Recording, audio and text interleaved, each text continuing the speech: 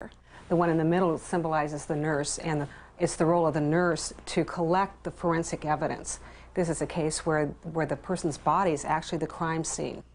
I think a lot of times, because they are now the crime scene, I think they feel very much on the spot and very depersonalized and almost objectified.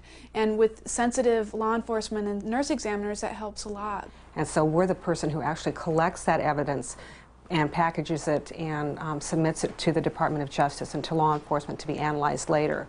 And the third one there is the law enforcement officer. What we do is assemble all at once with the client here, with the victim, and interview them just one time so that it's less traumatic. We also get a very high conviction rate or confession rate. And so what happens is it's getting the perpetrators off the street. The case that comes to mind for me is one that happened several years ago. There was a man who had raped several prostitutes. One of them actually got the nerve finally to report, feeling that nothing would happen, that because she was a prostitute, the fact that she was brutally raped, it wouldn't make any difference, that the system would not work for her. And I'm happy to report that this gentleman is now serving a 386-year sentence. So he's going to be locked up for quite a long time, and it shows that the system is becoming aware that no matter what kind of lifestyle you have, it's still not okay for a woman to be traumatized that way. What statistics show is that 60% or 70% of sexual assault occurs within the context of an intimate relationship. However, what's actually reported disproportionately represents stranger rape, rape by an acquaintance they met at the bar that night. So we actually see a very small subset of the population that is experiencing and surviving sexual assault. We happen to be a nonprofit that runs a very dangerous business. Our work literally saves lives. And so our staff, our clients, and our volunteers are at all times at great risk. You can imagine working with this population that there's high risk factors for the people that provide the services, because you are working with a situation in which an outside person is intervening in a family situation where that dynamic has maybe been kept secret. We have, for example, a shelter for battered women and their children, which we have to keep at a secret location because of the possibility that batterers may stalk and find their victims there while we are literally hiding them at the shelter. So the potential for violence at the shelter is very great. The potential for violence even at our office here is very great, if only because we are people who are supporting women who are in violent relationships. People who are involved in the field of helping women know that sexual assault and domestic violence happen.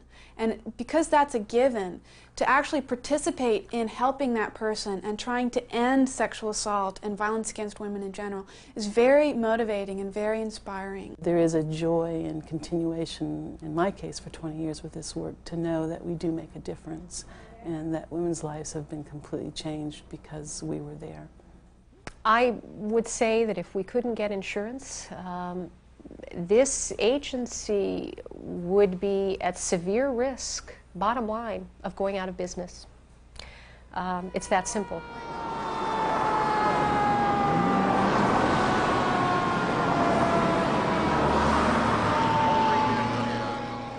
We're going to a grade school. It's in the community of Watts. It's an area in south central Los Angeles. We do everything from immunizations to well baby checkups. And how often do you visit this particular site that we're seeing today? This school we do once a week. Once every week. As a regular part of what we do at NIAC, I go out and a lot of the folks that work with me go out to visit the nonprofits that we insure, because a lot of the organizations like yours do a variety of things. From an insurance perspective, it can be pretty difficult to figure out how to price that. The insurance industry goes through hard and soft markets. And during a hard market, the prices either go up considerably or the nonprofits can't get insurance at all. Typically, the nonprofit sector isn't well understood, or there isn't a lot of data supporting the type of claims experience that the nonprofit, say, industry has had. And so if you don't understand something, you generally will just charge a higher price. We need to see these locations and get a lot better understanding of what you do. We found that often when we make these visits, we can go back and actually reduce the pricing. Our premise really is price stability, whereas we haven't raised our rates since the company was founded in 1989. We generally look at things over, say, a 3, 5, maybe 7-year time frame, that the amount of premium that nonprofit agency will pay for their insurance over that time frame will be less than it may be for a traditional insurer. Watts Health Foundation is a very large organization. We have a clinic. We have the AIDS program, where they deal primarily with getting information out to people surrounding HIV and AIDS. We also have a school-based health clinic at Jordan High School, where the clinic is in the high school. A geriatrics program. I mean, I can go on and on. So there's several different aspects to the Watts Health Foundation. So you've been doing pretty well since you were last here? Okay, the eyes cleared up nicely? Yeah. Were you having a lot of head congestion and runny nose before? Sometimes. Is that better now? Every Wednesday we're here. We provide immunizations, physicals, sick visits to the students here at 112th Street School. Well, depending on the setting that we're in, we see a variety of things. School physicals, follow-up rechecks after sore throats, ear infections.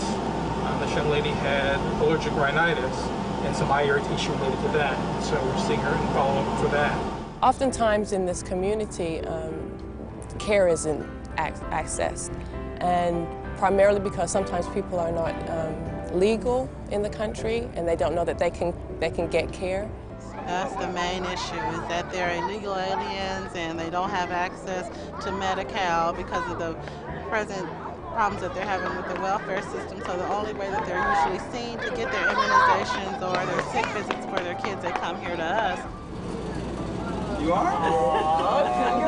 Also, just a lack of knowledge sometimes, knowing what immunizations they're supposed to get and when, and knowing that they're supposed to have these things done before they enter school.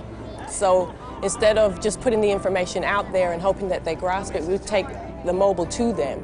So they don't have to leave the baby at a daycare center. They can bring everyone here and they can get care done. As they take the child to school in the morning, it's in their community. They don't have to travel far. I think people think that the people here that are seeking medical services probably are unemployed, but most of them are hard-working people who maybe make too much to be eligible for the welfare system, and they don't make enough to pay for medical care. Well, I'm doing this because I grew up in a family that taught me it was important to give back to the community, to be part of the solution rather than part of the problem. And my reality comes from interacting with that community and working in that community and feeling that I'm making a contribution to the community at large. This is California Gray Bears. This organization was one of the very first organizations that NIAC ever insured. Gray Bears is a seniors helping seniors organization, nonprofit grassroots membership organization. The dues are $15 a year, and it entitles people to approximately 40 brown bags of budget-stretching, nutritious produce.